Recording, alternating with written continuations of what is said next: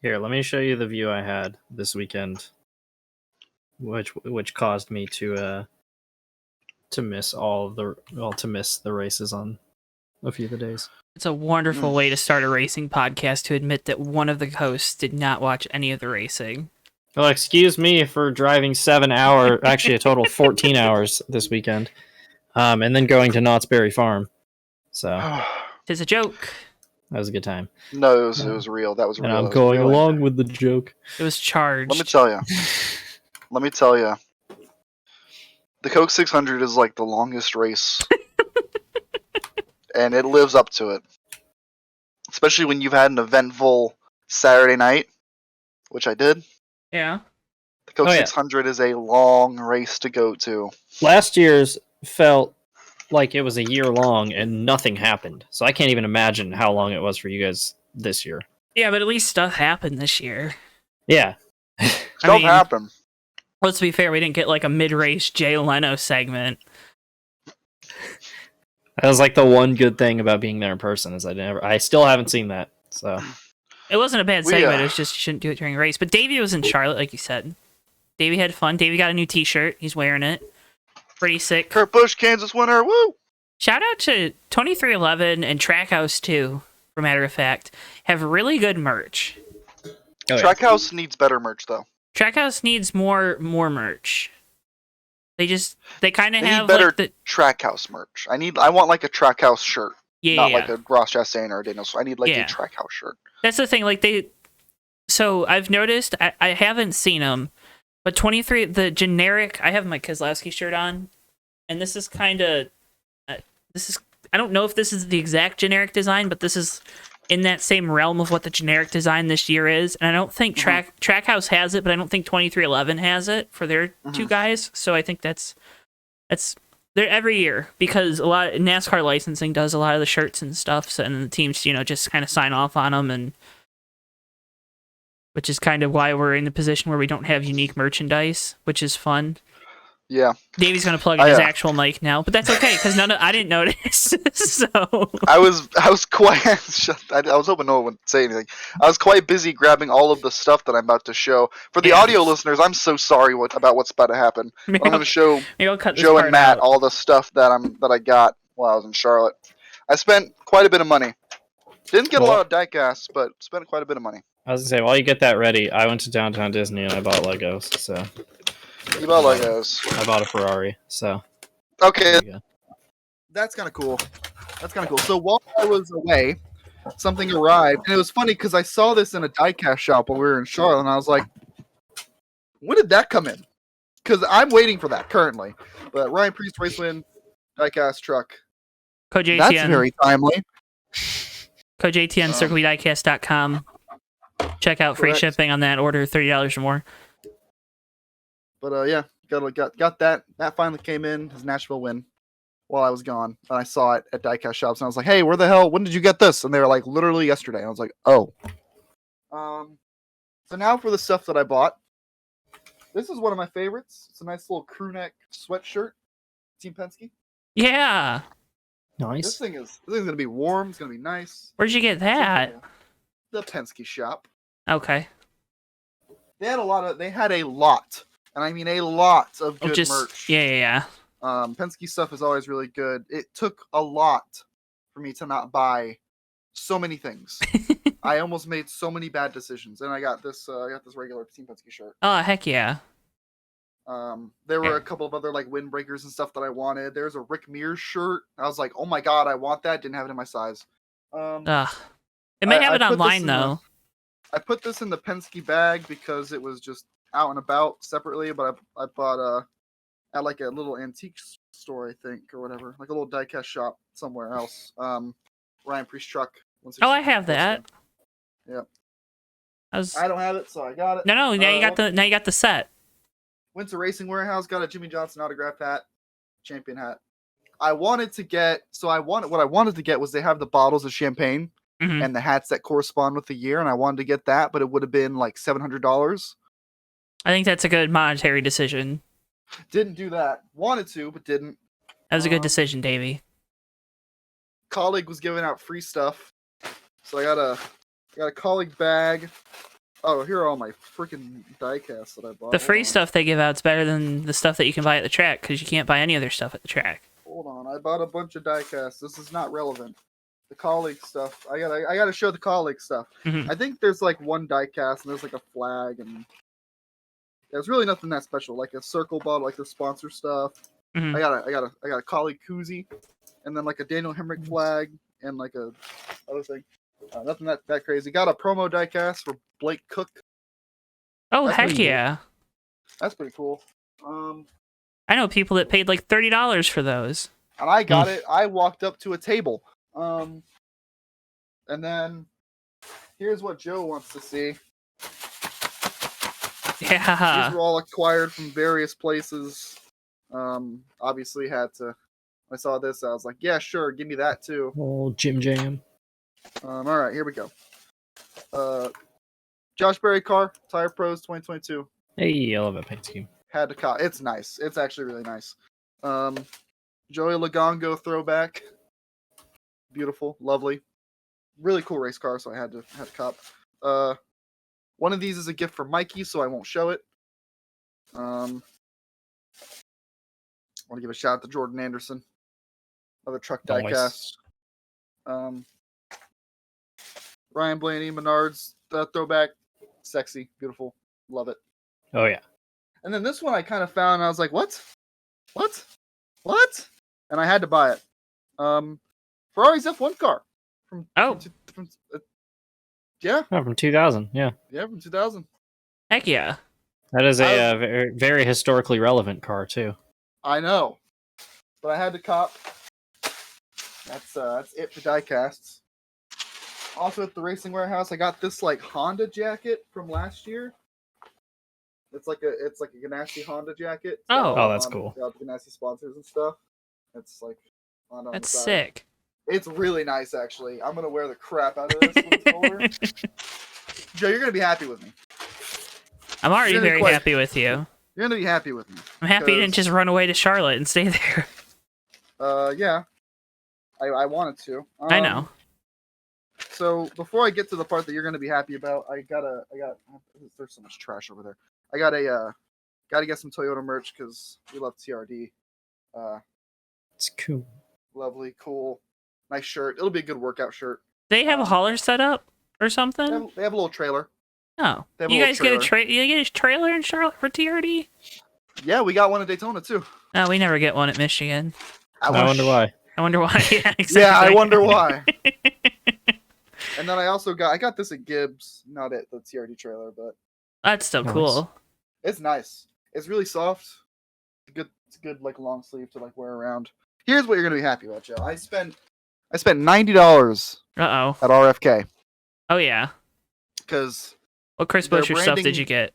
Their branding is I didn't get crap for any driver. Oh heck yeah! I got only RFK stuff because the branding's cool. But I got this. That's clean. That's a clean shirt. Nice. Oh yeah, that's a clean shirt. I dig it. I recently got like these really nice green shoes that I need more stuff to match with it. And so when I saw this green RFK shirt, that's also nice. I was like, yeah, there we go. Yeah, that's green. It's RFK green. It looks good. It's nice. Nice little shirt. I think that's it. Yeah, that's it. Go over there. And then, last but not least. Oh, heck yeah. Cool. I like that one. That one's really good. Nice. Well, yeah. Spent a lot of money in Charlotte. It was all worth it. Got a lot of cool stuff. I'm glad racing merch is slowly turning around back to cool. Yeah. And not like annoying and loud. And you can actually like wear it out in public now. Yes. That's the big thing. So like, sorry, audio listeners, but yeah. Oh, I'm going to cut it out for the audio listeners. That works. Screw you, audio listeners. Yeah. I think I might cut that. On. If you wanna see Davey, they will just cut Davey's show and tell segment out completely and make it its own video. But Charlotte overall though was a lot of fun, right? I think what you guys got there Wednesday, Thursday, Tuesday. I was wrong. Tuesday saw some of the shops. Was the Hall of Fame. Saw more shops. Saw more shops. You can never go to the Hall of Fame too many times. I agree. A lot of the USRL guys are kind of like weird about it. Like, oh, it's a Halloween. I don't want to go. I already saw it all. It's like, just go. There's new stuff. Just go. And like, people don't want to do the simulator. Like, yeah, it's iRacing, but you're doing it with your friends. Just do it. Like, come on. They don't want to do the simulator? It's like you would think that they would want to because they'd be really good at it compared to everyone else. What a like. Okay. Well, it's kind of expensive when we were there last year. I remember it being that. It's like an extra $7. It was like $15 when we were there last year, I think. Wow. It was so that maybe they changed their pricing. I don't remember because of COVID, maybe there was extra time. cleaning that they had to But do. they changed their pricing to where it's like you get a simulator pass if you pay $7 more than general admission. So you can do the simulator as many times as you want if you really wanted to. So it's not bad. Which why wouldn't you like? I would do that to do sim two, 3 times, especially with the homies. I was glad Joey and Austin did it with me, and we had a good time. We finished 1, 2, 3. So heck yeah, it was awesome. I remember doing it. And somehow my brother that doesn't know how to do anything when it comes to racing finished second behind me. That was fun. Nice. We went to GoPro as well. That was good. We raced with Derek Kraus and Josh Balicki. Did Derek Kraus wreck everybody? He actually did spin out in front of me, yeah. No, seriously, he spun out and I was like, oh my god, that's the funniest thing I've ever seen in my life. I'm not joking. He spun out in front of me. I was like, oh, there's Derek Kraus. And then he was in a group with like Will and one other guy, and like I'm trying my best, but like they're all like Will and Derek Kraus and the guy they're with, they're all like small dudes. Yeah, they all look the same. They were in the draft and they were running away, but then there's Derek Kraus turned around outside of like the exit of like turn 7 or something. And I'm like, oh wow, hey, that's familiar. Poor Derek Kraus. He's just too aggressive. And then obviously Charlotte whole weekend was fun too, right? I mean, I know you guys didn't do the sweet thing for the trucks this year. Yeah, but it was still Oh yeah, top tier, a lot of fun. It was all good races. All of them. Yeah. Every single race was good. Yeah. Did you guys stay for qualifying on Saturday, or did you guys head back? Yeah. No, we headed back. We were baked. Yeah. No, I get it. I saw pictures of Cal, and he was very red. So. I'm sure you saw a lot of pictures of Cal from this weekend. Yeah. Joe, I'll have to send you some pictures in a little bit. Yeah, I was gonna say I'm not privy to that information. I didn't know Cal was the way he was, but Cal was the way he was. Cal was a wild guy. Cal was. Is he officially cool again, or Cal's cool as hell? Okay, cool. Cal's really cool. Was he proven why he doesn't get to drive the truck? Yes. Yeah. He does not get to drive the truck. Cal is a menace, brother. Oh my lord. Well, that's good. I'm glad you had fun. Glad you had fun. It was a good weekend. Yeah. I'm tired, but it was a good weekend. I have to do the Indy 500 though. I have to do the Indy 500. I want to. Yeah, so welcome in everyone. This is Fake Racers Podcast. I'm Joe. Woo! That was a long, cold opening. I'm Davey. I'm Matthew. And we are going to guide you through this weekend's racing. There's a lot of it. And without further ado, let's just get into it instead of me rambling on here. Monaco was an absolute disaster. Yeah, so every description, synonym, it was a disaster. You had rain tires that weren't being used for some reason. I fell asleep after that. I was like, I'm going back to bed. It's going to be a long day. Not waiting for this procession any longer.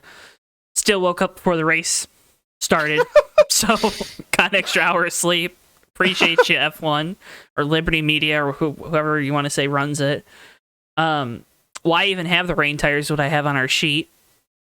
I don't know. Yeah, is Monaco that dangerous? I mean, like, I don't think it is. They've run in much. Maybe I wouldn't say worse, but they've run in comparable, like really, really wet conditions before. Like it was dry about 5 laps in. Yeah, the thing that's difficult about Monaco is because like the fastest section of the track is in the tunnel. You get this weird situation where if you put on wet tires, you're really good, but then your tires are going to chew themselves up in the fastest part of the track, and then you're kind of screwed for the rest of it. So there's actually been times where they would pump water and spray it all over the inside of the tunnel when it Yeah. was raining. I mean, that's the thing with Monaco, though, is it has so many unique challenges that you don't see anywhere else. Just get all the rich people with their yachts to do something, you know? Yeah. They already did. Like that time that wave crashed onto the harbor in like 55 and wrecked like half the field. So. Well, you know. Oh my god, that's amazing. I've never heard of that. Oh yeah, it's a great story. That's awesome. But Ferrari... Shout out... Oh, go Oh, God. I was going to say, Ferrari fumbles the bag completely. As they do. Pain. No money is spent on race strategy with Ferrari. Pain. So, They've been doing this for like 15 years now. This is ridiculous. Yeah. It's like having the fastest car can only get you so far in F1, right? Obviously, Leclerc was not happy. I'm sure Carlos Sainz was not happy. But the Sergio Red Bull Perez boys were was happy. ecstatic. Oh, He was very happy. Got treated like the number one driver. That was pretty cool for him. Got that 3-year contract extension out of it too, I think. Yeah. I'm happy for Checo. Oh yeah. I like Sergio. Very long time in the waiting for him to finally, get that race winning car. Was that his first win? No, it's his third. It's his that's third. what But I I mean, thought. he was around for 7-8 years before he finally won a race. And then apparently, I think Christian Horner said that after he won, the first thing he said was he signed that contract too early. So, also want to give a shout out to Lance Stroll for hitting the barrier before the race even started. And for Mick Schumacher impression. Yeah, and then for Mick Schumacher for breaking his car in half for the second time this season. So insane. Yeah.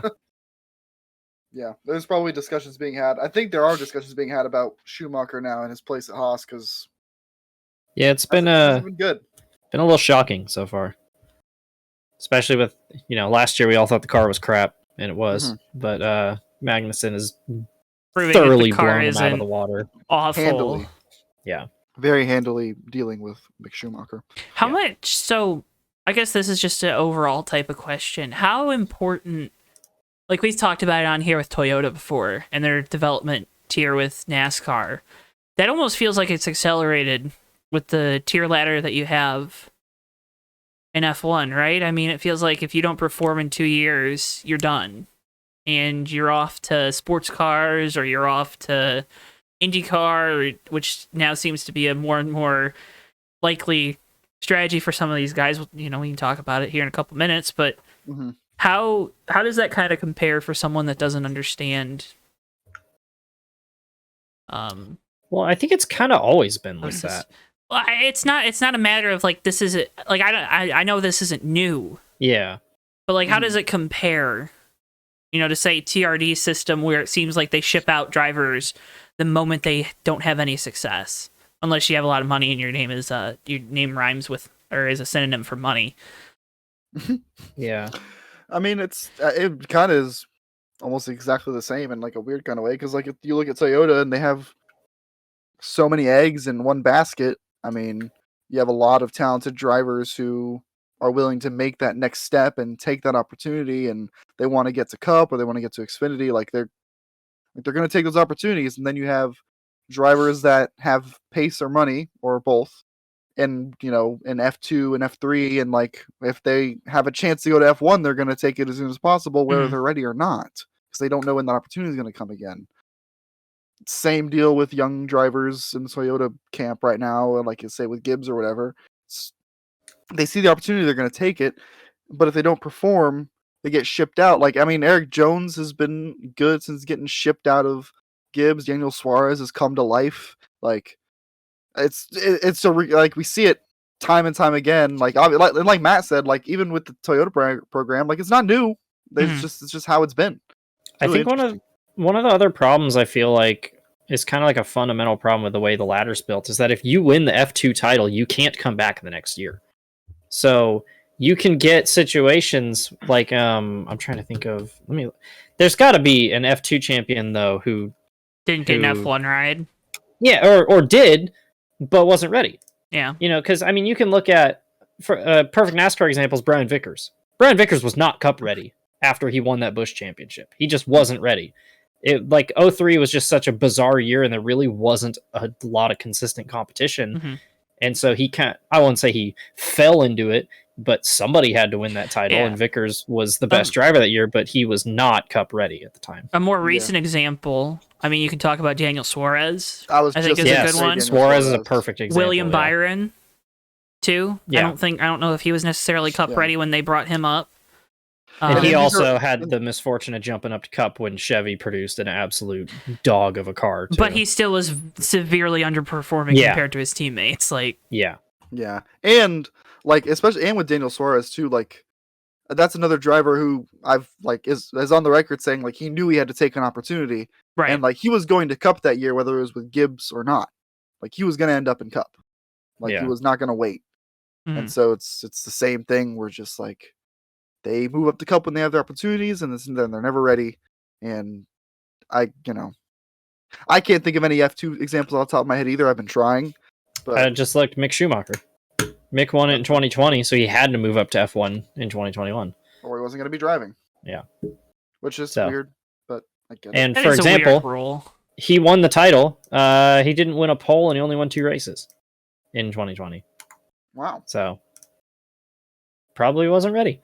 So, and I mean, the thing with F1 too is because the grid size is so small, you have to perform or you're gone. I mean, a perfect example is Kamui Kobayashi. I think everybody who watched F1 in the early 2010s would agree that Kamui Kobayashi was a race-winning talent, but as soon as he got booted out of Sauber for sponsorship reason, and the only ride he could find was Caterham, and so he spent a year, running dead last in 2014, and then that was it for him, because it was well, nobody cares about Kamui Kobayashi anymore, even though he's a world-class driver. Mm-hmm.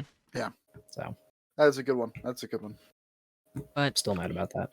So Monaco was a disaster to sum it all up, but congrats to Checo. Oh yeah. That first one's coming for Sainz soon. Oh, he's going to get over the hump eventually. It's got to be. The main event of the day, speaking of one of those F1 drivers said he doesn't want to race it, and IndyCar fans are all up in arms, and they shouldn't be, but that's okay. We're not going to talk about that because we don't have time. Ganassi! We said it last week. We weren't wrong. Yeah. A lot of people said it. Ganassi was going to dominate this race. They did. Palou and Scott Dixon dominate early, do a really good job of managing the strategy, flip-flopping every couple laps to kind of get the fuel numbers to work out, right? It's that 33, 66, 99, 132, that whole thing. And then you get mistimed cautions there that put Palou back. Mm-hmm. You get a mistimed caution for a guy like Jimmy Johnson, who was not running great, but, still kind of felt like it took him out of the race. Mm-hmm. And he had speed in the car. I forget who else kind of got caught by that. I think Ed Carpenter got caught by that too, if I recall correctly. I believe so. Yeah, because he's down in 19th in the finishing order. So, really weird race. Palou's really screwed him over though, because he was able to drive all the way back up into the top 10.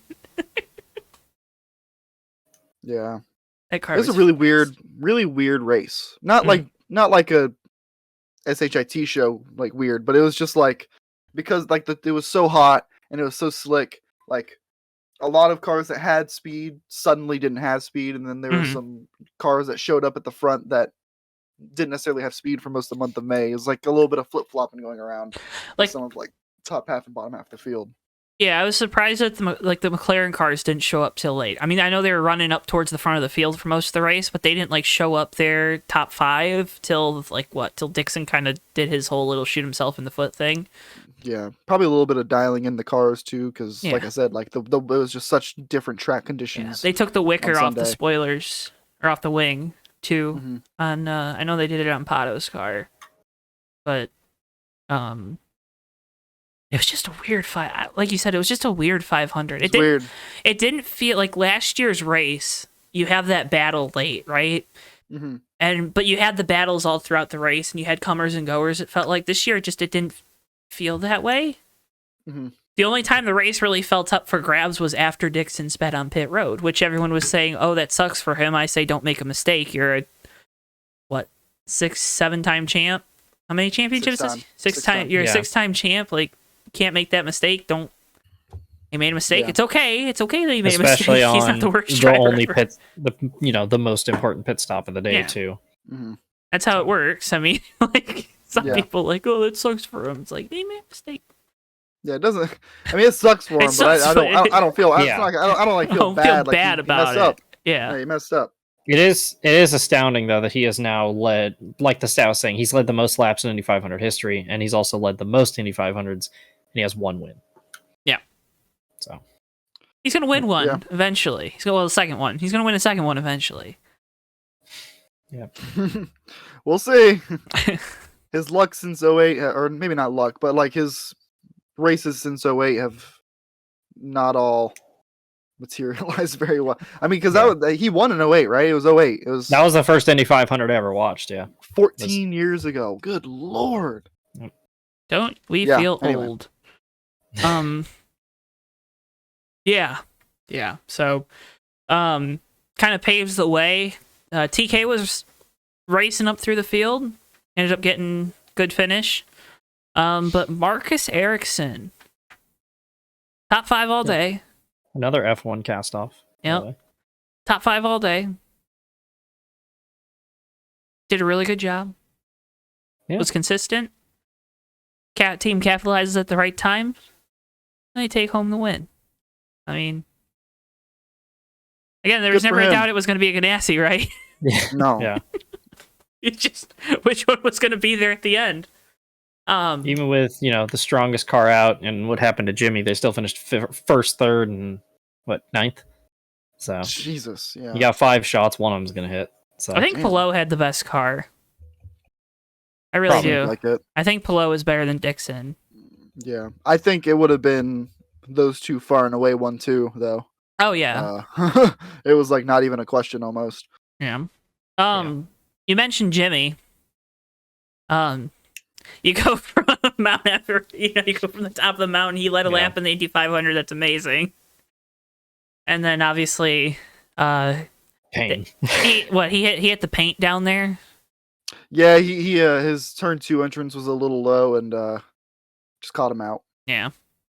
I know for a fact that like it had to have been something to do with like how different the track conditions were. Like that car had so much speed in it, and Mhm. even post qualifying sessions he was quick. Yeah. It just must have been like the weather on Sunday did not agree with the car. Jimmy obviously, that probably made Jimmy like a little more uncomfortable because it was something he wasn't used to, and Mhm. he's already not comfortable in an Indy car still. So it's like, yeah, it is what it is.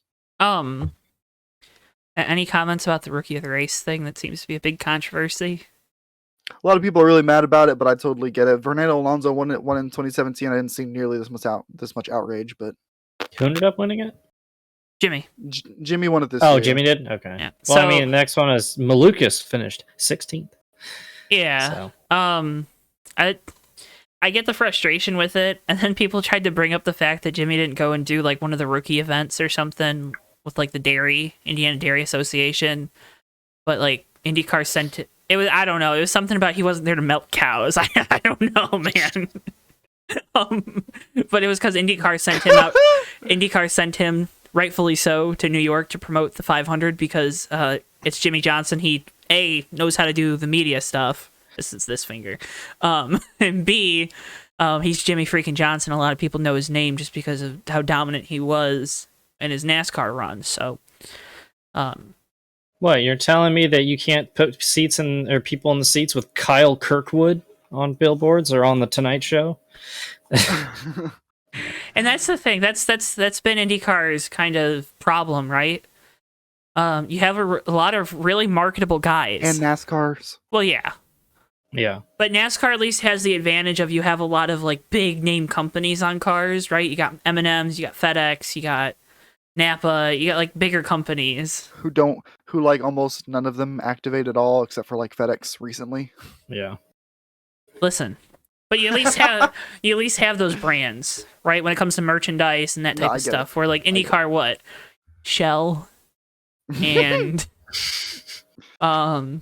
The car that won is sponsored by something that you can barely even find in stores here. I have literally never seen Husky chocolate in my life. Isn't it like Oh. hot chocolate too? It's not like chocolate bars. I don't even know.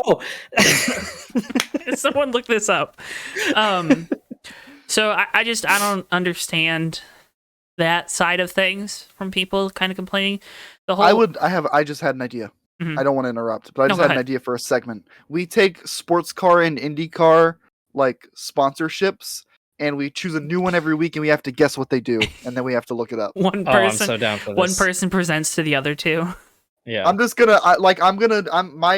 shtick for this game is I'm gonna only pick just tech conglomerate as an overall general answer for every single one, and I bet I'll You'll be get right like half of the 3/4 time. of them right. Yeah, Oh my god. yeah. Just some vague. We provide solutions for tech related problems. And it's like, okay, cool. Okay, NTT data, awesome. Yeah.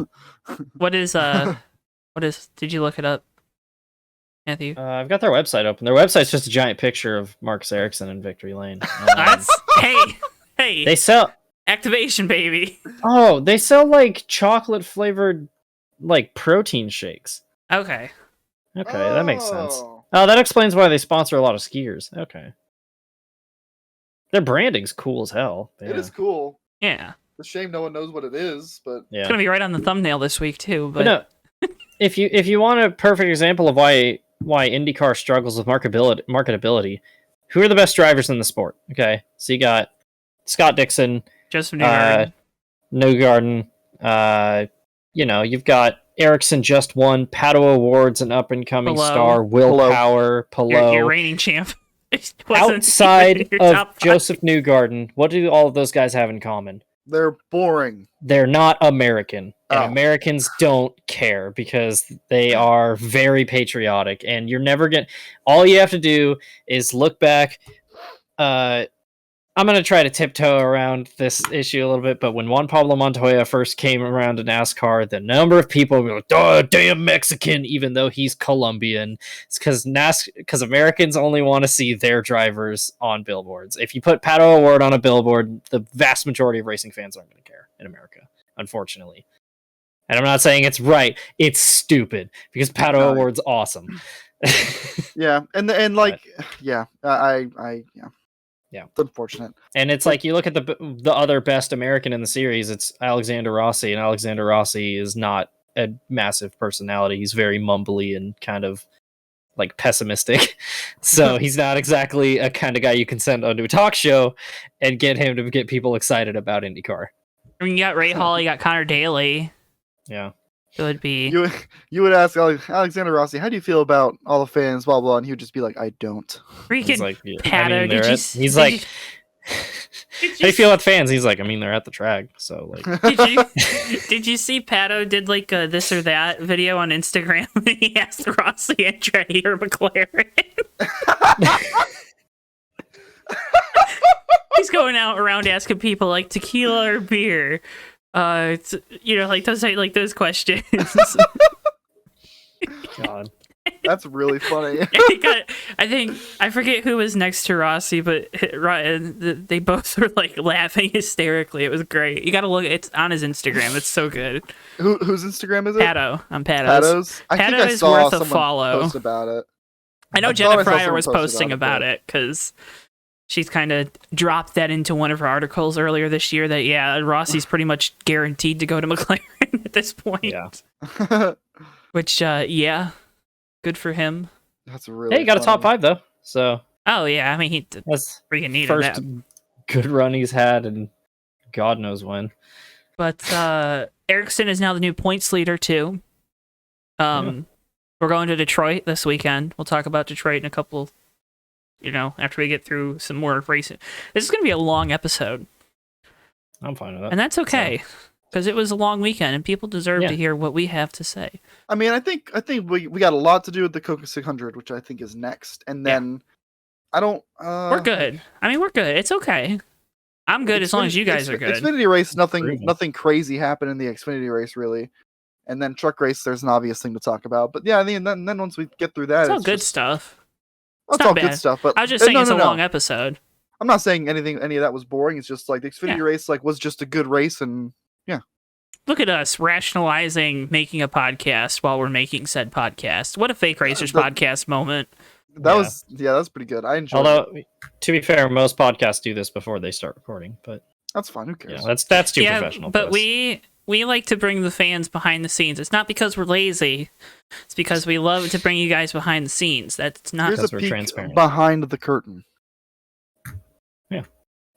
Start filming a Well, you know. TikTok right now. And it's curtains for Charlotte NASCAR as we're going to talk about real quick, the Coke Indy 600. 500, best race of the Yeah, year. yeah. Watch it next year if you didn't watch it this year, because if you didn't watch it this year, you suck. All right. True. Yeah, Coca-Cola 600. It was That's what long. I'll It was long. Yeah. It was long. I get the whole patriotic halfway break. Still not a fan of it because it's a little too virtue signaling for me, but that's okay. It's so pointless! Um, They brought the cars down pit road and then they stopped for 10, 15 seconds and they're like, all right, we're done, back to racing. And it's like, okay. Yeah, So it's not pointless. like half the field is already plastered with memorial stuff all over it. Yeah. And I mean, it's okay. You can keep doing it. I'm not going to tell you not to do it, but like, when 3/4 of the fan base wants you to make your event shorter, let's not make our longest event of the year even longer. yeah. A lot of cautions, a lot of mistakes for drivers. You saw Kyle Busch getting loose racing with Ross, I think, or it was Suarez. Yes, It was Suarez. yeah.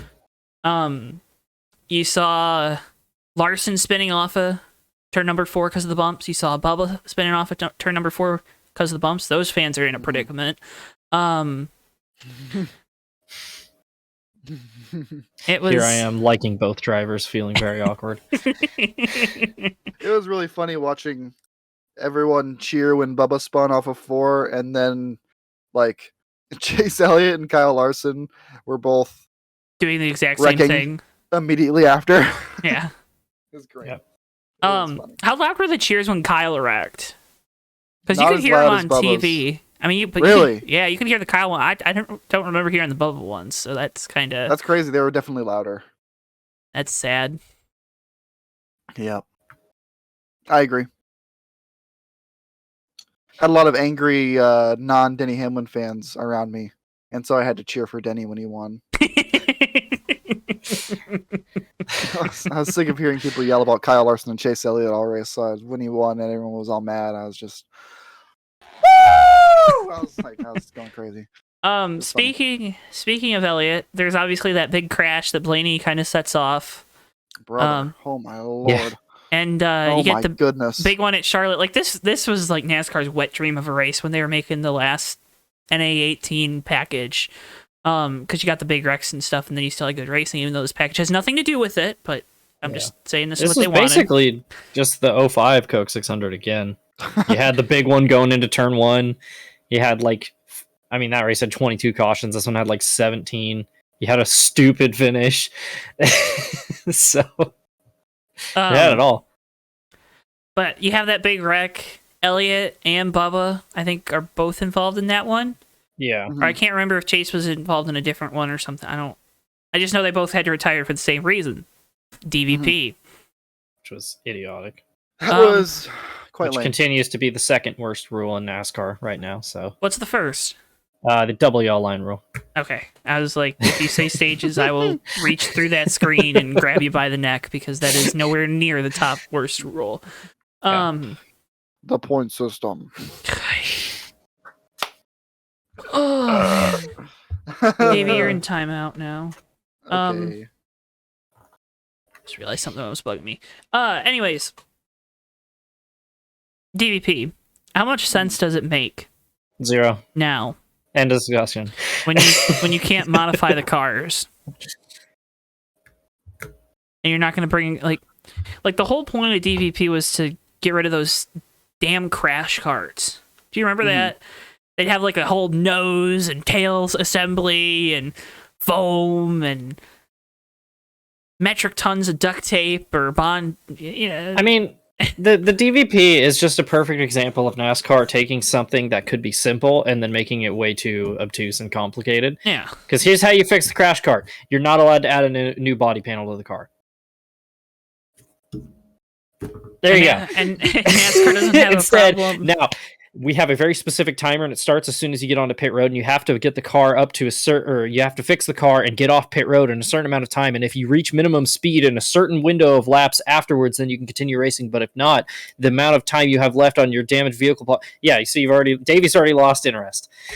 Yeah, I was done. That rule just great job, NASCAR. It just pisses me off. It's just pointless. Why? It's literally pointless. I still remember the very first race that it was. It was a truck race at Daytona, and it was the 30 truck got involved in a small caution and crash, and they fixed the truck, but because they didn't get off pit road in time, they got parked. How idiotic is that? So there's also the idea that the teams should know what the rules are, and they got parked, and it's by the rules. No one's arguing that the teams are at fault for this because they know the rules and they didn't. Bubba's case, I think they told him to just kind of ride around because there were like 3 laps left in the stage, and they didn't meet minimum speed because he was, I think it was they wanted to save tires, is what it was. Yeah. Oh yeah, They because didn't everyone was in a tire damage from the wreck. crunch. They might have had a little bit on the nose, but yeah. Yeah, but it was like nothing severe, serious. And then yeah. It's just a pointless rule that doesn't need to be in place. Like, so, it is technically the 23 team's fault, but it's a stupid rule. So that's where you look at, like, again, like you said, you can't reattach new body panels. NASCAR didn't have a problem at the Roval last year letting Chase drive around without his tail panel on the car, just flapping around waiting for a caution. Yeah. So if the reason for the DVP is we don't want panels flying off of cars because teams have to repair them really quickly, you're lying to yourself, so that's fun. Yeah, love it.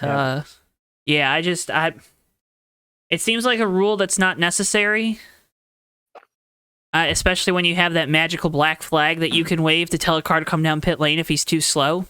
Mm-hmm. Kind of defeats the purpose of the black flag in like most cases, not all cases, but why? What's the point of? And not only that, by putting a time limit on how much you have to fix a car, you're inherently creating a situation where teams are going to scramble to fix something, which could lead to something being very hastily repaired and being more of a danger than just letting them lose 10 laps fixing something. Yep. And this is one of those rules that was kind of brought into cost cut, and it doesn't feel like it's necessary. Denny Hamlin's Dale Jr. download for anyone out there that hasn't listened to it. It is a must listen. Because there are some very informative things in there talking about charters and costs and how next gen really isn't lowering the cost in terms of like repairs. Like you don't see that lower cost right now because every week you have to repair the underside of the car because those damn rub blocks. So there's a lot of things fundamentally wrong with the direction you're taking with the current Cup car, and then using rules made for the last gen Cup car in race procedure. Yeah. But real quick, must watch for sure. I don't care how much you dislike Denny Hamlin. Give it a listen. Give it a listen. Give it a listen. I'm excited for this week's episode and next week's, I guess. But yes, oh yes, Jeremy Mayfield, baby. Speaking of teams that were once thought to not be very good and somehow turned it around. Well, I guess that's not Mayfield, but Trackhouse. Trackhouse was really quick.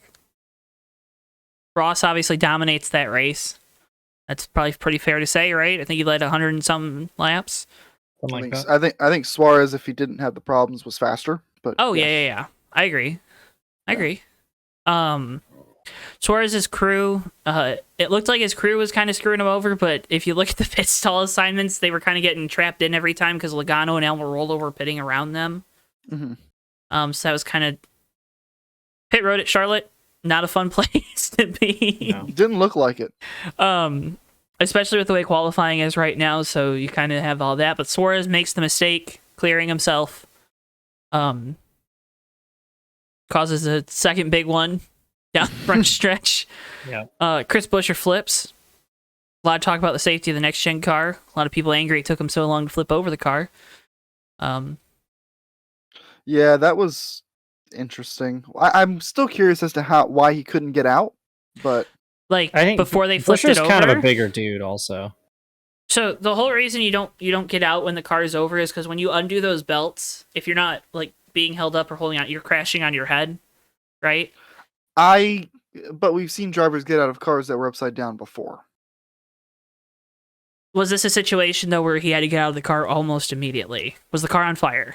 Like there's different situations for that. It's like, well, I don't know. Austin Dillon got out of his car upside down Yeah, at Daytona.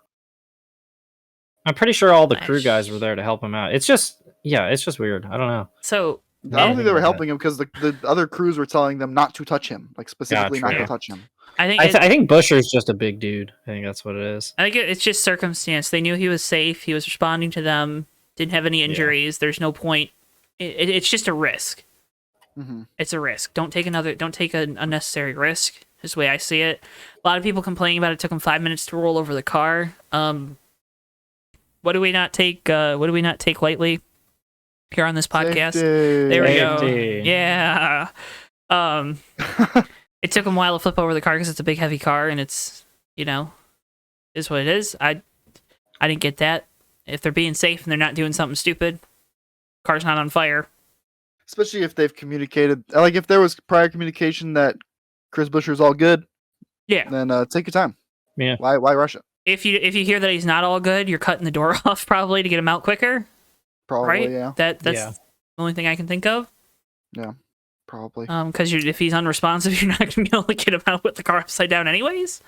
Mhm. I also just checked. Chris Buescher's 6 foot. Austin Dillon's 5'8", so that's probably a contributing factor to why Dillon's able to get up faster. I was going to say, didn't Newman, when he flipped it, that doesn't really help, but I remember he was in the Army car. It was the fall Talladega 09. race. Yeah, He flipped, and he was upside down on his roof, and they flipped him over to get him out of the car. yeah, because Newman's a big dude too. So, Hmm. I don't know. I get the concern, but I also think this isn't necessarily. What I am concerned about is next gen cars shouldn't flip like that, and I love when people say it's a freak accident because that's a terrible way to look at things. Is it not a freak accident? I don't know if it is. I can't tell you if it is or isn't, but I hate that that's always the first thing we say when something bad happens. Well, I mean, Oh. Timothy Peters did basically the same thing like 4 years ago at Texas. So, Is it a freak accident then? I mean, it's not a next gen thing then, though. Well, okay, but it doesn't mean that you can't engineer out the safety Yeah, risk. yeah. I'm not saying that, but Yeah, it's just yeah. like, I it's not- I don't like that that's the first thing that people say. yeah, Like, go and do the research. Like, I know NASCAR's R&D center probably took the car and is diagnosing everything because that's what they do. But I don't know. I don't like seeing cars flip. Yeah. Still wonder why Harrison Burton flipped in the 500. No, who cares? Yeah. Just let him flip. I don't know, whatever. yeah. It looked pretty cool. So, But look, Mhm. the Looked awesome. The greenhouse is intact, so obviously it's awesome. okay that he That was flipped. awesome. yeah. Honestly, I was more concerned with like when Chris Buescher flipped, I was like, oh yeah, he's fine. I was more concerned with the hits Dillon and Logano took to the outside wall. Oh yeah, at the end. So yeah, I mean, Yeah. I would rather see a car tumble in the turf than Oh yeah. take the hits. I mean, I Austin. agree. Especially Dillon took 2 hard hits in the outside wall. Yeah. But yeah. Before we get there though, Chastain fumbles the bag late. Congrats to Ross. Yeah. Bristol was doing a bad thing. Bristol. He's not supposed to Saw be him in the itching like corner. that. But yeah, Chastain kind of screws up a restart late, lets Larson by. Larson gets the clean air. Clean air still means something. Mhm. Which that's not a complaint. That's just a truth. Briscoe's inexperience shines through again. Yeah. In these situations, he did better this time. At least he didn't wreck the guy he was racing for the lead with. Yeah. So good on him. Yeah. Agony. I wish he would have waited a lap, right? I don't know Yeah. if that's the move you do with 2 to go. It's Yeah, I don't know. it was tough, right? Because like obviously this wasn't as bad of like the clean air was a thing, but like Chase Briscoe could still get up there and Oh, get yeah, yeah, alongside, and like he was Yeah. still able to race him pretty well. I thought it was a really good battle. I think some of the moves he made prior were a little early. I feel like maybe he could have held back a little bit in the final 10 laps or what have you, and not made those moves, and then have a little more have a little more tire, have a little more like momentum maybe built up to make that move later in the run with a little better chance to pass him. But he sent down to the bottom so many times that like when it came down to 2 to go, like he had to go for a send, and obviously maybe he waits, but like I feel like he knew he was gonna have to go for a send to get ahead of him. Yeah.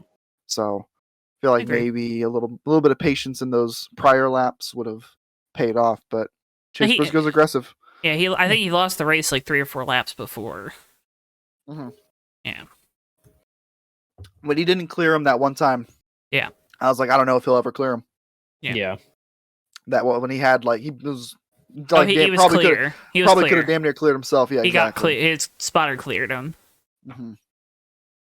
Yeah, well, once that didn't work out for Chase, I was like, ooh, I don't know if that's like I'm sure he could have another bite at the cherry, but I think that's done. But yeah,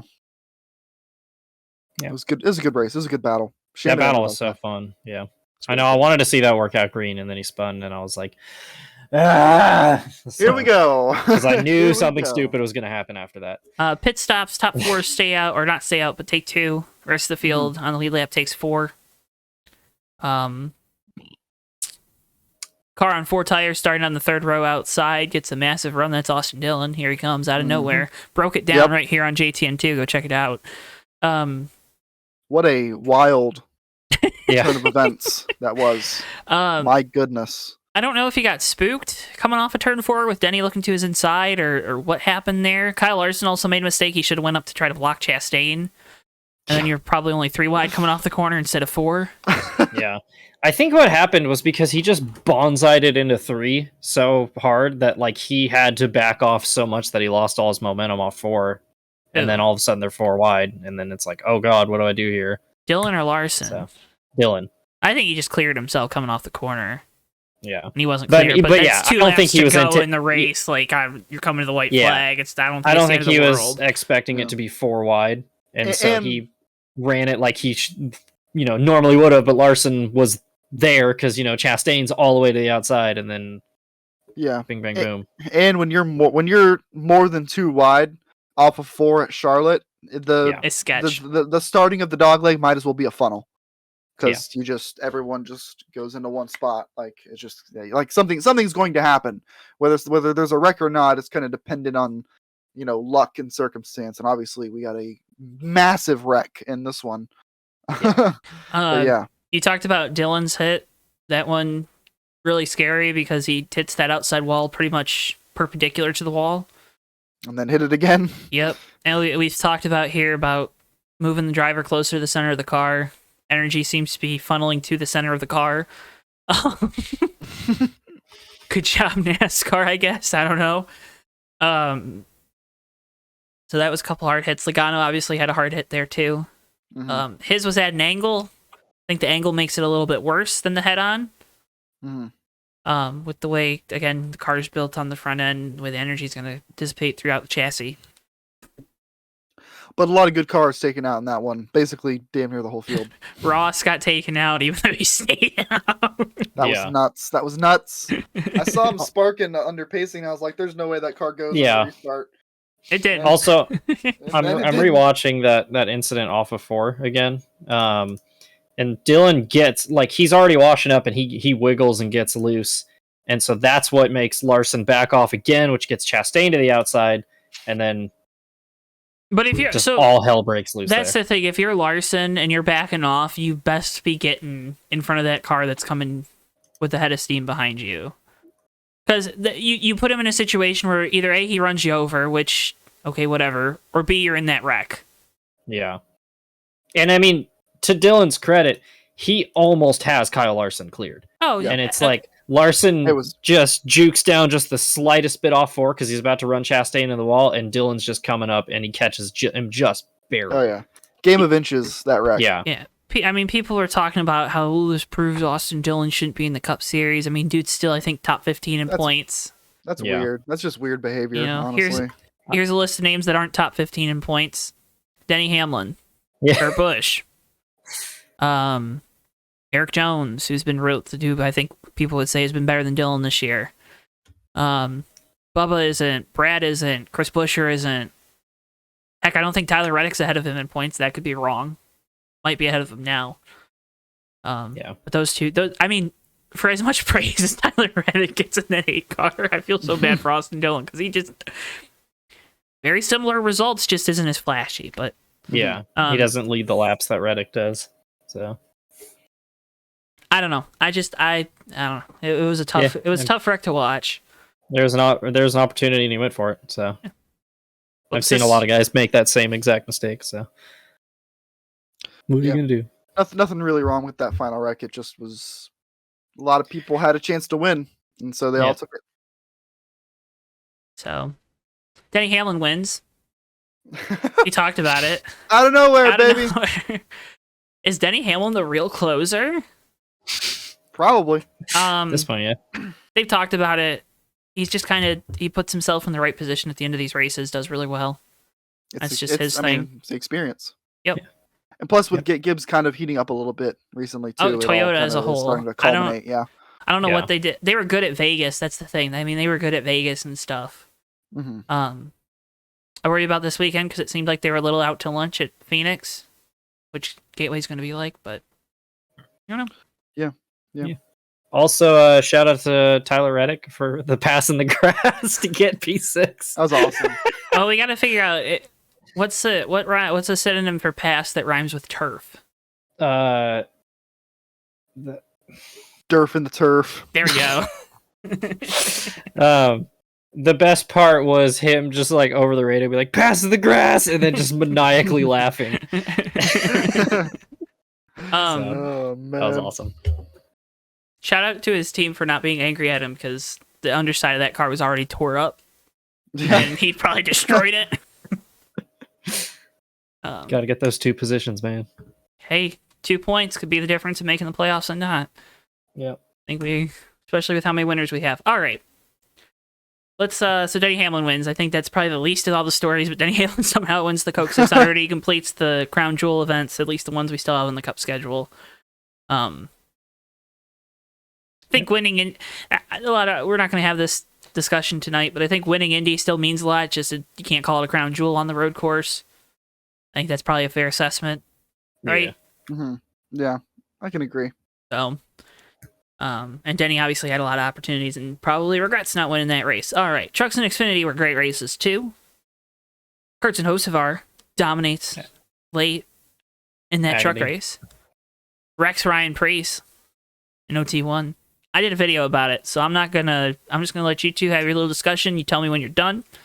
I'll be right here to make sure you two don't hit each other. God, oh my lord. Say what you want. Again, my video's over on JTN2. Well, right here on JTN2, so go check it out.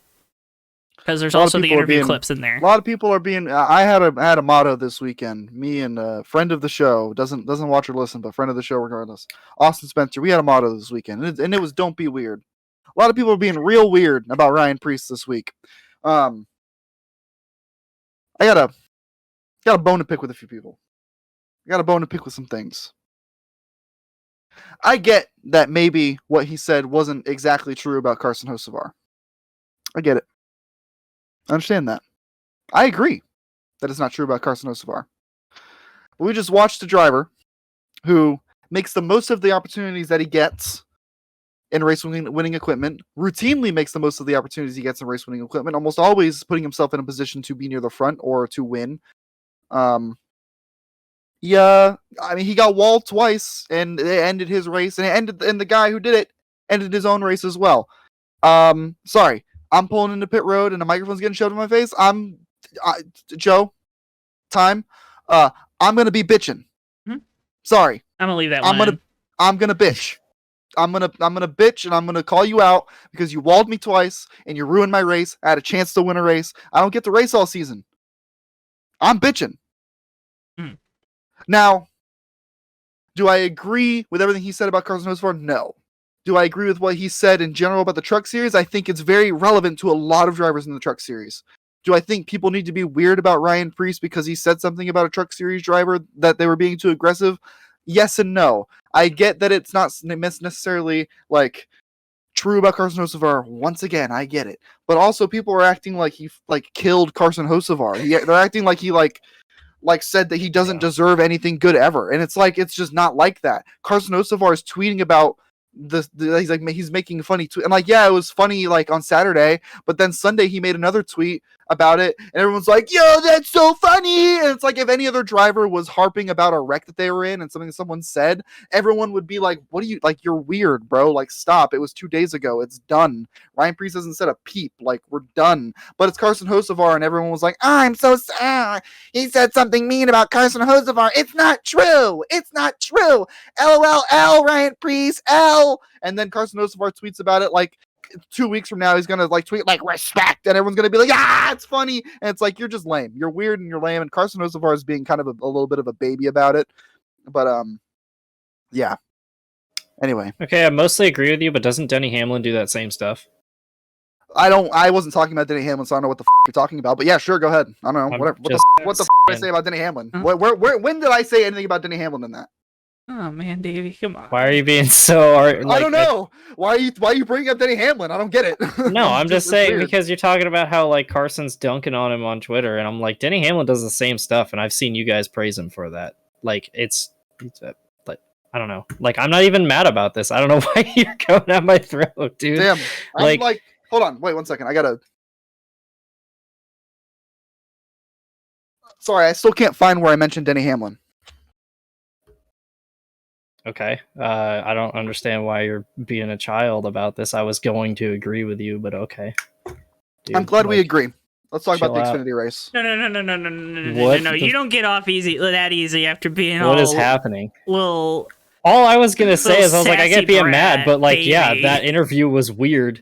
But like all of the stuff you're like, yes, Carson Hocevar is being immature, but I'm saying I've seen other drivers do it, and I've seen a lot of people, including you, be like, "That's funny." So I'm just wondering where the bias is. I don't remember that. I don't remember like when Denny Hamlin tweeted about something like 3 days after it happened, and I was like, "Oh yeah, awesome! Whoa, that's funny." I don't remember doing that per se. I know I've done it before with other like I admitted that when he did it the day after, it was pretty funny. He said, "Don't do that" when he spun out in Cup practice, and I'm like, "That's funny. That's fun." That was like relevant. That was really good. But then like to do it like in a totally unrelated incident about two other people who have nothing to do with the incident that was at hand, and then to like bring it up like randomly like multiple days later, that was weird. I don't know if Denny Hamlin's ever done that. I don't know if Denny Hamlin's ever done that. If he has and I praised it, then bring it up to me and I was wrong. I don't know. Whatever. I don't care. But I have anyway. a question. Yeah. You just raised on my own podcast. You're good.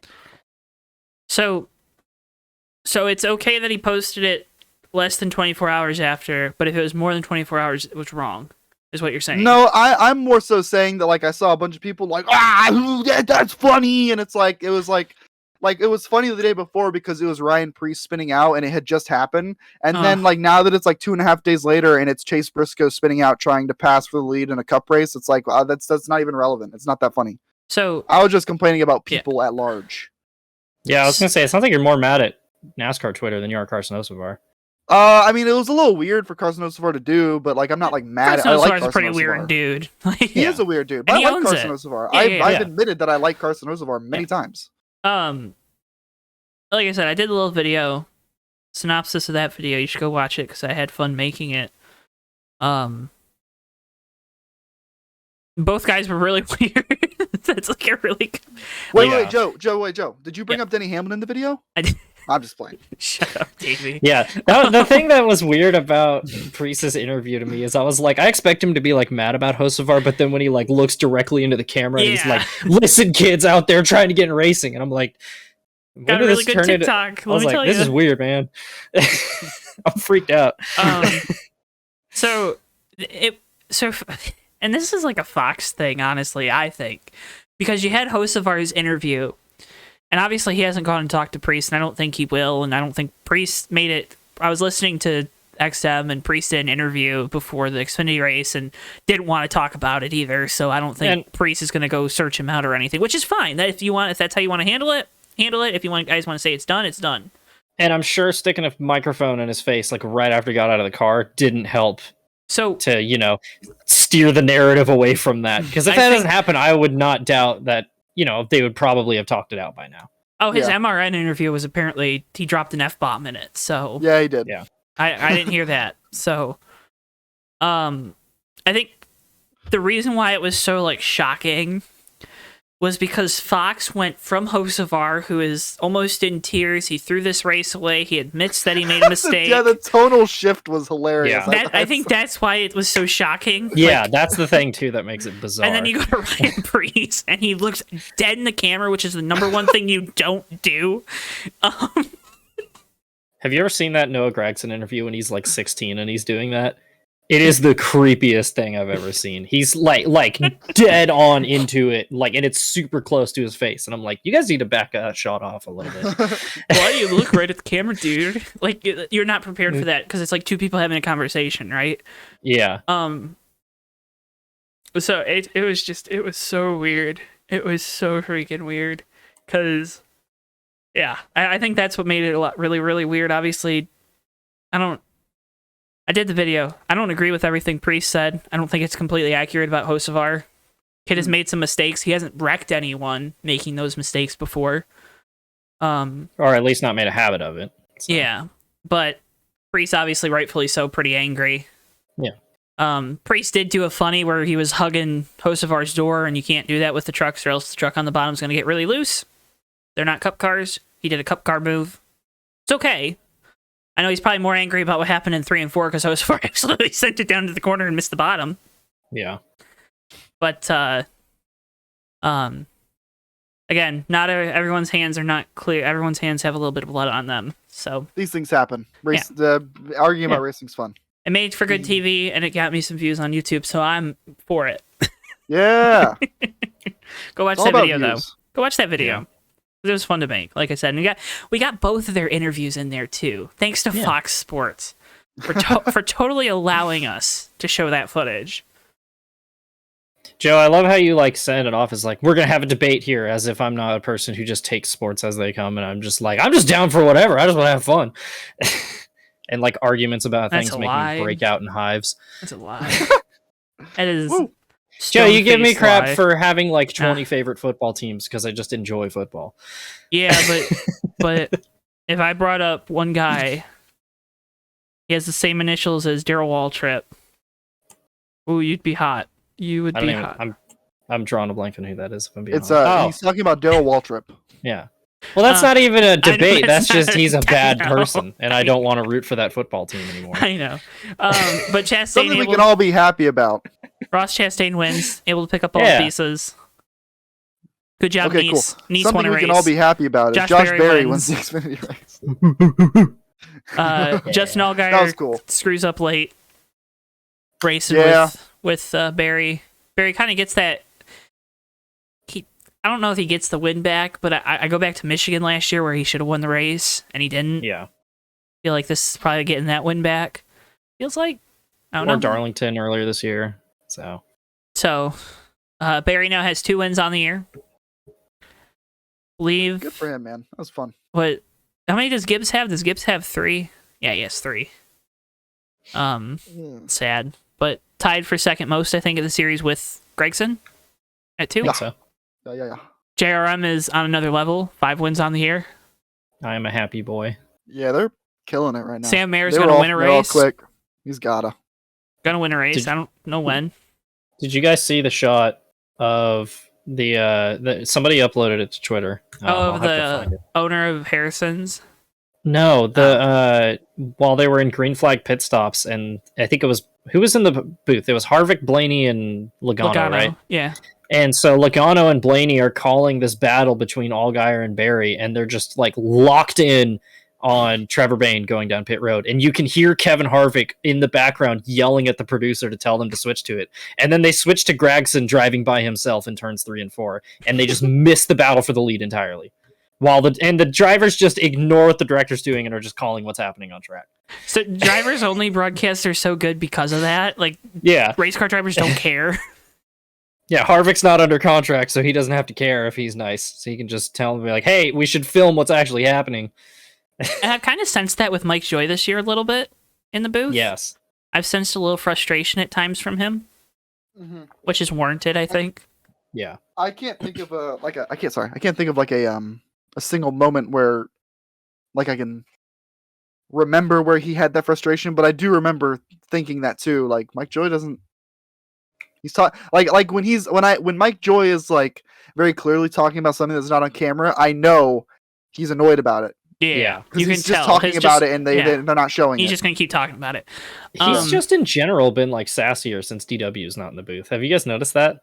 I love it. It's perfect though. I mean, it ran Jeff Martinsville Gordon out of the booth. Maybe it'll run Clint Boyer out of the booth too. Let's get it. Yeah, Martinsville last year was a perfect example where Cody Ware spun out for like the 8th time, and it was like caution, Cody Ware. And then the finish of the All-Star race where Boyer was like, I don't know what to say, and Mike Joy was like, I do, but I'm not going to. That's me with half the races I call. No. Yeah. Michael Waltrip going to be in the Cup booth this weekend. I am ready for it because it will be a trip. Oh, God. So here's the thing. Michael Waltrip can be really good in the Cup booth. I really believe it. Don't know if he can be really good with Clint Boyer. Yeah, that's the that's the problem. That's the point of trepidation for me. I feel like we're getting into Jeff Gordon, Clint Boyer 2021 realm. So I think they'll like each other. Well, no, they'll obviously. Know? I mean, I think freaking Boyer raced for him, right? I mean, my point is like maybe there will be enough chemistry to overcome the fact that they're kind of like the same personality. Yeah. Like maybe the chemistry will be there enough to where like they can kind of bounce off each other rather than just like being two voices converging into one and then just kind of becoming like a jumbled mess of words and noises. And then Tony's going to be back in the booth for Sonoma. Oh yeah. Yes. So good. Tony, he's good in the booth. He is. He hasn't been their best in the booth though. Jamie Mack is definitely the best. Oh yeah. I don't put Larry Mack in there just because he did it for how many years. I don't think it's fair to like compare him to everybody else because obviously he was really good at it. Yes. Oh God. But I think Jamie McMurray's been like the. Matt Kenseth was good. Don't forget Matt Kenseth. Chad Knaus really focused on the Hendrick guys, so did Jeff Gordon. So it sucks because Chad Knaus would probably be really good without the Hendrick ties. Yeah. Who else did it? Oh, Danica did one and completely forgot that, or she did two, didn't she? She did two. She did Vegas and then one other one. And Phoenix. Yeah. She was significantly better her second race. I know that. Yeah. Her first race, she seemed really awkward. She's better. Like, if you watch the Indy 500 coverage, she's definitely better in, like, the studio role. Yeah. Yeah. Like, think about... Go ahead. I was going to say, for folks that watched football this last year, think about Drew Brees. A lot better in the studio compared to when he was calling Notre Dame games as the color commentary guy. Yeah. A lot better in the studio, but he wants to be color commentary guy. I don't know if that's Danica's aspiration, but I think she's a lot better studio role. Yeah, I agree. Don't know if that's my, being sexist, misogynist, whatever. I don't think it is. Well, like for me, it's like I feel like she's good in the studio because she is a good presenter, and then she also like when they have drivers and such or whoever. She's good at like talking with people. Exactly. Yeah. She's good with the one-on-one stuff. She has a good rapport. Yeah. With most of the people in the garage area. Yeah. Naturally. This wasn't. I was gonna say she'd probably be a good pit reporter, but she's also like really short, so it'd be like her like constantly like reaching up to interview people. So that'd be kind of awkward too. But yeah, I don't know. Just thought it was. Well, I don't know why we talked about that there. Do we? Because we went from drivers only. We went from drivers only. Oh, yeah. Who was it? Fox's drivers only. Is Cindric so and Reddick. That's what. Yeah, they kept having Cindric interview really short people. Yeah, so he was just like this the whole time, and then they had the shot of him and Reddick next to each other. Did you see the little segment they were making fun of Cindric because he packed his lunch and he had like a peanut butter jelly sandwich and a banana and like a fruit cup, and they were making fun of him. It was great. It was great. Yeah. I was happy. Drivers broadcasts are fun. It's always good. I wish they did more of them, but that. And I like Charlotte being the one. I don't like it as much at Talladega. Yeah, there's too much going on at Talladega. Yeah. Belle Isle GP is this weekend. Last one on Belle Isle in Detroit. Sad. It is sad because I don't know how the new course is going to be. I worry about the new course because it's a lot of straightaway. If I recall correctly. Yeah. Gives me those Nashville vibes. Although I don't think Detroit will be as packed as the Nashville GP. Because Detroit isn't a destination city like Nashville. Boy, oh boy. But Boy, oh boy. it's no longer a doubleheader either. So you don't get 2 races, which I'm sad about. Because that was always really cool. I wanted to go.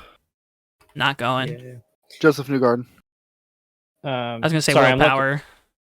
I'm looking up the to see if this circuit is the same one that F1 ran back in the day. I think it it's looks pretty close. I don't know if it's exact. Are they doing like the rotunda around the Rensen? I don't know what any of those words you just said mean.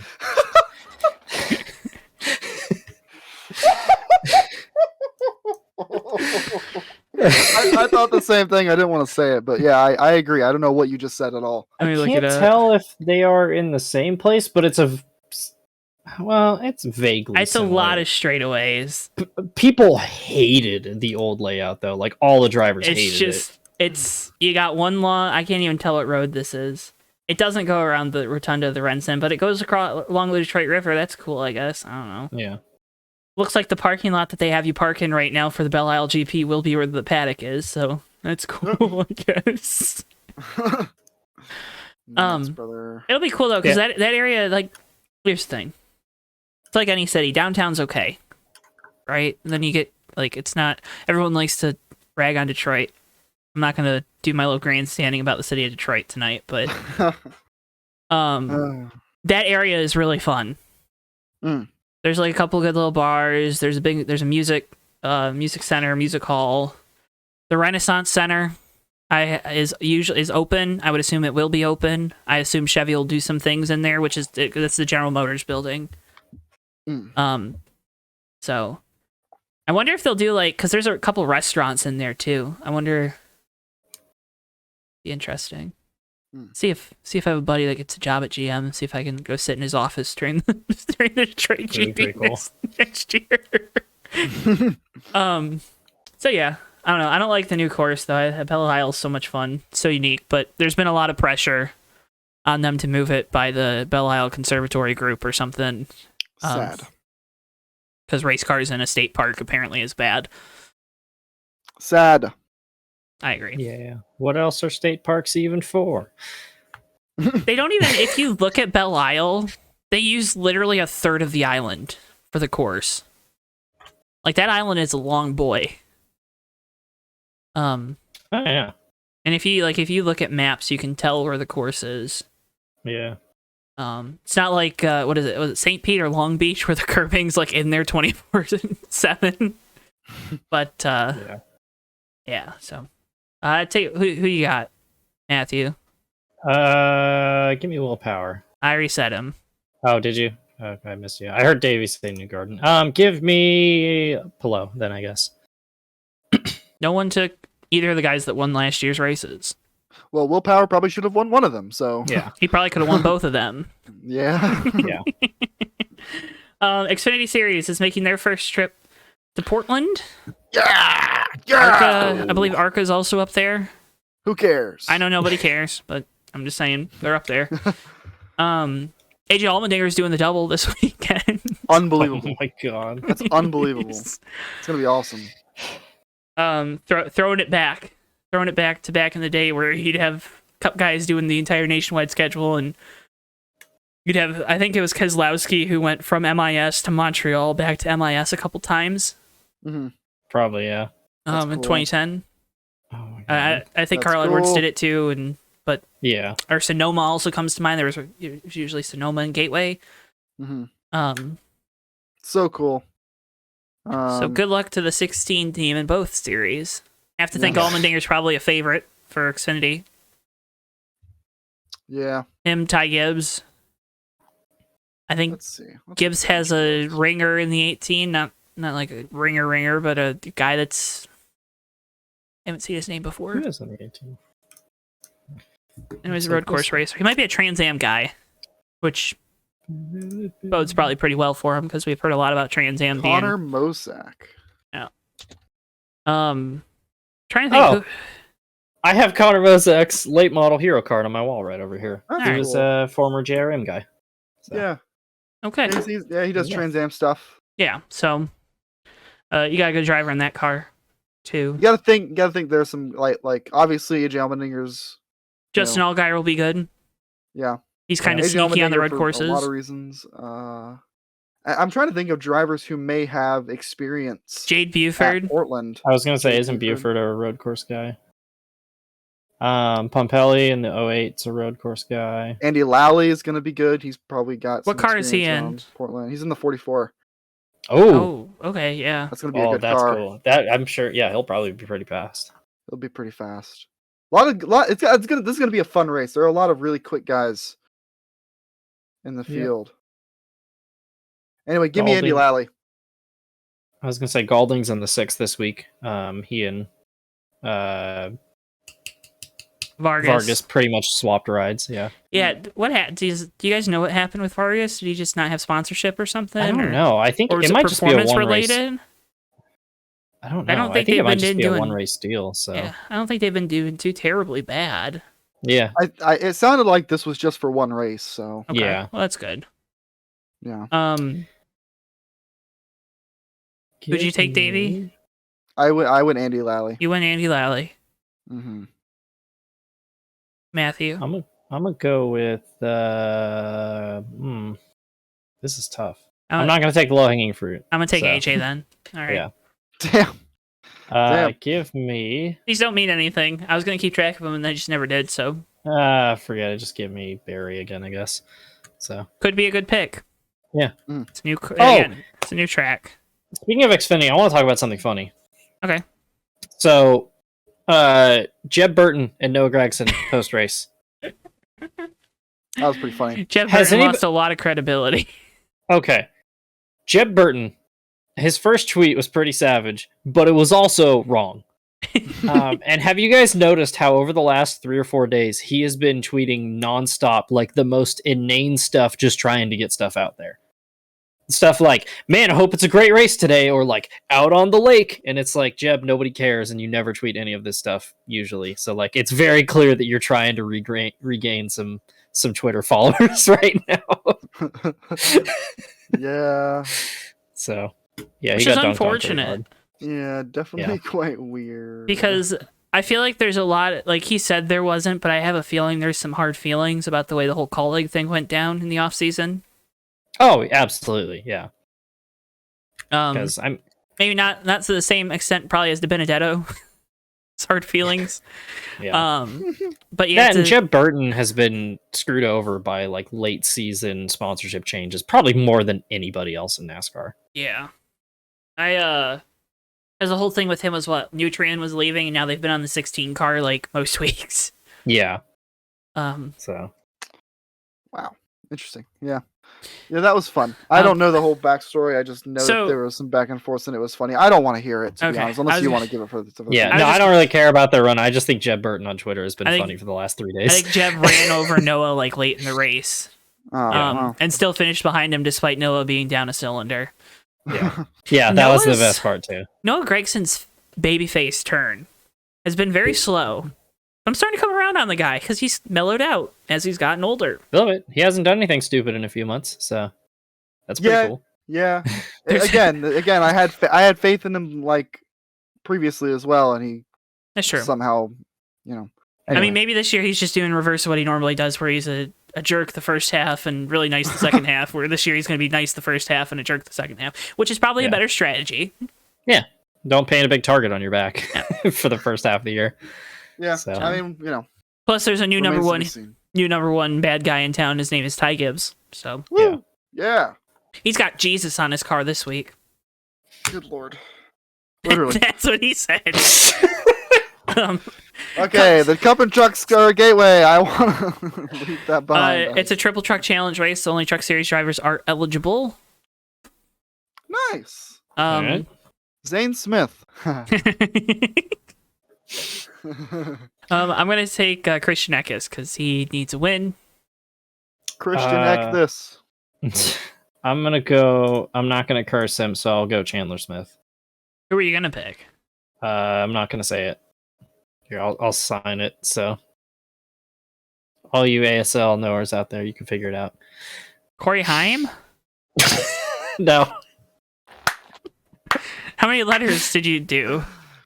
Oh, Matt, did you pick Denny Hamlin? I'm just kidding. Yeah. Hang on. Here you go. How many letters was that? I still Audio don't listeners, know. audio listeners loving this. Oh, end finger? Sure. Anyway, whatever it takes to move this friggin' show on to the next segment. End finger's 8. No, it's Cup Series. Cup Series. Cup Series of Gate. I'm excited actually for this race. This is gonna be really fun. I'm nervous. Yeah. Phoenix wasn't the best race. Martinsville wasn't good. I'm excited. Richmond was Gotta okay. have good faith. It's a new track. I love saying unique racetracks make unique racing, make good racing. Yeah. It's a unique racetrack. I wanted to go to this race. It was really expensive. It was like $80 was the cheapest ticket for Cup. Ugh. And then you had to pay like 40, 50, 60 for parking. I could have been looking Sounds at like things Daytona, wrong. bro. What the hell? I mean, Gateway doesn't have as many seats compared to some other tracks. But I haven't heard that it's a sellout either, so I don't Sounds like The Daytona. tourism hotspot of St. Louis, Missouri. Not even St. Louis. Outside St. Louis, Missouri. Kinda St. Louis, maybe. We're in Illinois, not even in Missouri. Yeah. So for all the folks that said I want to go to man. Chicagoland because I miss my NASCAR, you can go to Gateway because it's in Illinois. Basically the same thing. Good Lord. Basically. Yeah. This is the race that got taken away from Pocono, though. Better be good. Better be good because we love Pocono. What you got for Cup? Daniel Suarez, baby. That's a good pick. He won Phoenix, so give me Briscoe. I'm gonna take the other Trackhouse guy. Said it's the gut. Ross got experience. I was actually thinking Briscoe too, but I wanted to go. I want a first time winner, so I'm manifesting. I want a first time winner too. Same. I'm trying to think. I guess Bell would be a guy that probably will have some speed. I'm trying. Who else was? Tyler Reddick was really good at Phoenix. I was gonna say Tyler Reddick. I can't remember what kind of speed Bubba had. I'm just trying to think. And Truex hasn't won yet either, so. Yeah. Although he doesn't usually do well when we go to these tracks. Dillon. I'm just kidding, not Ty Dillon. Eric Jones didn't feel it. I don't remember him being too spectacular at Phoenix. Little EJ. I know. So Phoenix is the comparison because of 3 and 4 at Phoenix being 1 and 2 here, right? And then 3 and 4 here feels like Loudon. Obviously, we haven't gone to Loudon yet. Yeah. Maybe Richmond a little bit, but not as much. I don't know. It's gonna be fun. We'll see. Yeah, we'll see. It'll be fun. New track, man. Can't wait for shifting to ruin the race. Why'd you tell me that? Dang it! Because it tried to ruin the 600, but it didn't ruined Martinsville. And it'll ruin Bristol too. All right. Anyways, can't thank everyone enough for tuning in. That's like literally the only problem with this next gen car. Yeah. Is the shifting on short tracks because they were shifting at Richmond too. I think. God. It's just Richmond. They were shifting there in years previous. I think already. So, or some guys were, if I recall correctly. Yeah. But it's been a long episode of the Fake Racers podcast. We can't thank you enough if you stuck with us. Words. More bang for your buck. Yeah. Listen, it's a big weekend in motorsports. It's another big-ish weekend this weekend. Talked about it all. Gonna be a fun weekend too. You got a couple tracks that we're going to for the first time with NASCAR. Track we're going to the last time at IndyCar. IMSA's also on Belle Isle for the last time, so. Check it out. Oh god, I'm sorry. It's okay. Davey's almost done. So, Davey, where can people find more from you? You can find more from me, Davey Hazard on Twitter, D7H5 on Instagram. I'm not gonna put the Twitch until I start streaming again, but I want to. You'll see some Charlotte memories being posted over the next couple days, probably, if you follow me on there. So yeah, that's me. Matthew. You can find me on Twitter at msteelman51 and on YouTube at Dale Jr. 88 Rocks. I might upload something. Yeah. And of course, you got to make sure you're subscribed here on JTN2. You're following the podcast on your podcast platform of preference. At Johto Network, of course, on YouTube, Twitter, Facebook, TikTok. Posting some pretty good TikToks. If I do say so myself. High quality content. Been grinding that one out. They're also posted right here on JTN2 because YouTube's trying to do TikTok. Turning that mindset into a grind set over here. But if it's easier to watch them on TikTok, you should check out the TikTok. Because we're really trying to get to 1,000 on TikTok because it opens up more things. We're not even at 200 yet. There's a lot of people with TikToks. After the first 200, the next 2,000 get there easily, baby. Oh, yeah. I was going to say, JTN2's been thriving. JTN2's been thriving. There's like 16,000 views in the last 28 days on JTN2. Yeah. Those shorts are really doing stuff. That's because Joe Tawansky is a freaking rock star man of the year, time person of the year candidate. Thanks. Words. If you guys can do me a favor out there, all our fans out there, can you bully Davey and Matthew into doing diecast reviews? Because they bought really cool diecasts and they should do reviews of them. IO2! Yeah! Probably like 7. And you're also lucky that we waived the whole swearing by a car rule because you laid 2 F-bombs tonight, Davey. That I'm going to have to go out and edit. Dude, my bank account took a hit. I didn't expect all 5 of those diecasts to ship in the span of 2 weeks. It's a good thing I put my credit card as my payment, because otherwise I would have been overdrafted. But folks, cannot thank you enough as always for listening. We'll see you guys next week right here on the Fake Racers Podcast. Stay weird, Portland.